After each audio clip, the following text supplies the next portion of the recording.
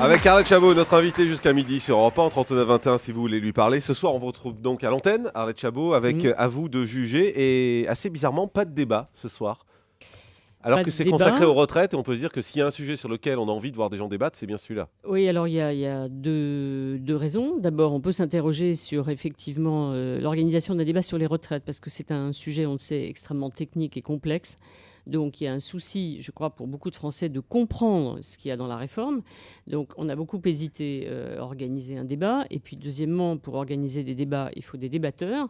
Et là, on retrouve ce qu'on connaît bien en France, c'est qu'il n'y a pas spontanément un appétit dans la classe politique pour les débats, ou alors ceux qui veulent débattre n'ont pas forcément en face d'eux l'interlocuteur qu'ils souhaitent. Vous savez, c'est un peu comme dans l'histoire d'amour, il faut être deux.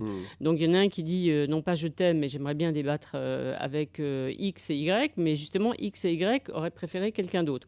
Donc on a beaucoup de mal. Et pour la Donc ça, c'est clarté, terrible pour les émissions politiques en même temps. je pense que c'est une période qui est comme ça. C'est pas toujours le cas. Je veux dire, Ségolène Royal a accepté un débat il y a quelque temps avec Daniel Cohn-Bendit, qui était tout à fait effectivement intéressant et nouveau. Martine Aubry a débattu avec Jean-François Copé, qui lui aussi aime beaucoup les débats. Mais c'est généralement assez difficile parce qu'il faut trouver les deux qui acceptent effectivement de se rencontrer.